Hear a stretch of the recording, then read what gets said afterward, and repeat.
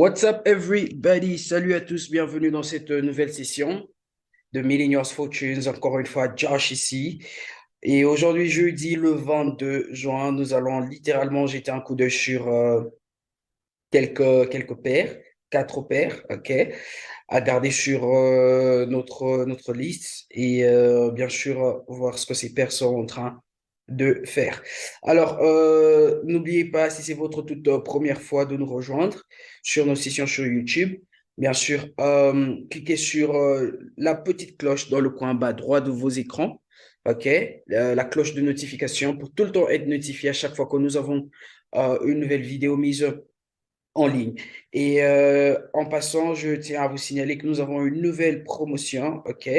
C'est quoi cette promotion? En fait, elle donnera une opportunité à quasiment deux personnes chaque semaine d'accéder à Millennials Fortunes University gratuitement. Alors, tout ce que vous devez faire, c'est de souscrire sur notre chaîne YouTube et de commenter, bien sûr, sur ces vidéos. Et bien sûr, plus vous commentez, plus vous avez des chances de gagner l'accès à Millennials Fortunes University. Et ça sera fait chaque semaine où nous donnerons accès à deux personnes chanceuses. Alors, si vous avez des questions, n'hésitez pas à nous écrire sur notre Telegram ou sur notre email. OK? Alors, sans plus tarder, on va y aller. On va commencer avec Odd NZD. Odd NZD, qu'est-ce que nous avons sur Odd NZD? On a eu un fort mouvement impulsif haussier là. OK? Vous allez remarquer sur Odd NZD, on a eu ce mouvement impulsif. Vous voyez ce fort mouvement impulsif haussier là, OK, qui a été un très très fort mouvement, OK. Et bien sûr, ce qui est en train de suivre après, quand je vais sur le H4, vous allez remarquer en fait que nous sommes en train d'avoir un triangle qui s'expand là comme correction, OK. Le prix, elle est à la hausse et là, il est maintenant en train de se corriger. Alors, vous allez remarquer que nous avons une position en cours. Pourquoi on a pris cette position? Parce que le prix nous a donné maintenant une correction complète. OK? Alors, dans la journée d'hier, on voulait voir, excusez-moi, le prix revenir tester, OK, cette petite zone-là, nous donner un nouveau bas et ensuite anticiper, OK, un mouvement à la hausse. Donc, nous avons une position qui pend là. Notre zone d'entrée est à ce niveau-là, 1,0944. Et bien sûr, notre stop loss est juste en dessous là. OK? Donc, on a cette position qui est en train de pendre. Pourquoi? Parce qu'on a vu maintenant cette correction complète. OK? Alors, on va attendre de voir ce que le prix va nous donner. OK? On va attendre de voir ce que le prix fera, ce que le prix va nous donner comme mouvement. Mais jusque-là, sur Odd NZD, nous sommes en train d'anticiper quoi? Nous sommes en train d'anticiper ce mouvement aussi. OK? Voilà avec Odd NZD. Ensuite, nous avons GBP Odd. Avec GBP Odd, on a eu ce breakout. On a discuté de GBP Odd le lundi. On a eu ce breakout, OK, de notre structure de façon impulsive. OK?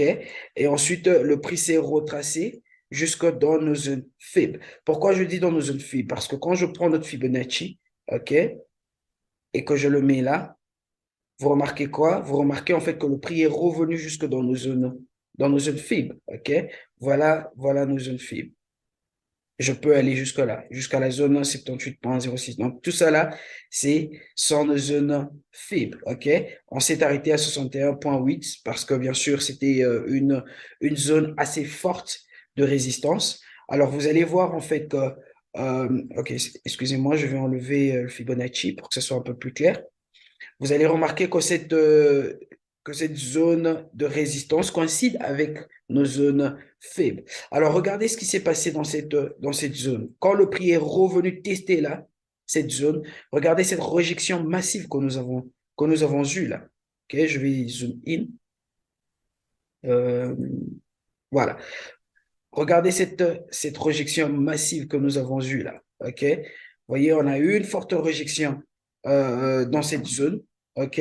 Le prix est reparti à la baisse et les acheteurs ont repoussé un tout petit peu le prix et on a encore eu un long candlestick baissier. OK? et le prix est revenu encore une fois dans cette zone. Alors, qu'est-ce que ceci nous dit? Il se peut que nous ayons, OK, un autre mouvement qui va venir comme ça là, OK? Il se peut que nous ayons ce genre de mouvement, le prix qui va aller là encore, et avant bien sûr de break et aller à la baisse, OK? Donc, on va garder GBP à l'œil. Pourquoi? Parce que ce prix, enfin cette paire est déjà dans nos zones faibles, OK? Donc, tout peut se passer, OK? Il se peut qu'on ait ce mouvement baissier, tout comme il se peut que le prix fasse ceci, il se peut que le prix, OK, nous redonne un nouveau haut, reparte un tout petit peu à la baisse, reparte encore une fois à la hausse, nous donner un autre haut, et ensuite faire quoi? Aller cette fois-là à la baisse, OK? Donc, on va garder GBP odd à l'œil avec ces différentes probabilités, OK? En tenant compte de cette zone de résistance et voir bien sûr comment est-ce que le prix va se développer dans cette zone. Ensuite, nous avons NZD-CAD. NZD-CAD, jusque-là, nous attendons ce que NZD-CAD va nous offrir. On a eu notre mouvement baissier. On a eu ce fort mouvement impulsif baissier. Ensuite, le prix s'est retracé dans nos zones faibles. OK? Si vous placez votre Fibonacci, vous allez remarquer que cette zone ici-là coïncide en fait avec nos zones faibles. OK? Quand je fais ceci, vous allez voir, voilà. Vous allez voir, nos zones faibles sont là. Si je dois m'arrêter à 61,8, vous voyez, là, c'est son zone faible et le prix est revenu à l'intérieur et le prix a rejeté, il est reparti à la baisse. OK? Alors, quelles sont les probabilités ici? Il se peut que le prix revienne encore une fois là, retester notre zone de résistance, pousser un tout petit peu à la hausse avant, bien sûr, de repartir à la baisse. Et vous allez remarquer que si le prix part à la hausse, ça va nous donner une correction plutôt complète. OK? Ça va nous donner cette correction complète qui va, bien sûr, nous confirmer la continuation de ce mouvement baissier. OK? Alors, du coup, nous allons attendre. Qu'est-ce qui va se passer là? Nous sommes en train de rechercher un achat sur le court terme. OK? Regardez comment le prix est descendu. Il n'est pas descendu de façon agressive, mais plutôt de façon structurelle. OK? Et juste là, le prix est en train de s'accumuler. OK? Donc, il se peut que nous ayons un mouvement haussier qui soit en train de venir. OK? Et bien sûr, si vous prenez également, si vous considérez ce mouvement, comme notre mouvement impulsif, OK, vous allez remarquer que ce mouvement-là, ce retracement est revenu jusque dans nos zones faibles. OK? Je vais également placer notre Fibonacci. Je vais enlever le tout premier d'abord. OK? Je vais enlever le tout premier. Et voilà, pour que ça soit un tout petit peu clair. Quand je place notre Fibonacci là, jusque-là, vous allez remarquer que le prix est revenu jusque dans nos zones. OK? Où sont nos zones? Nos zones sont là. On a cette zone-là et désolé, je veux mettre ça de façon claire. Là et là. OK? Mais si on décide bien sûr d'aller jusqu'à 61, jusqu'à 78,8, OK? Donc voilà nos zones faibles. Donc vous allez voir en fait que le prix est revenu là. OK? Et tout ce que nous attendons, c'est d'avoir ce mouvement haussier. Il se peut que le prix parte à la baisse. OK? C'est une probabilité. OK? Donc, toujours penser en termes de probabilité, mais tout ce que nous recherchons, c'est un achat. OK?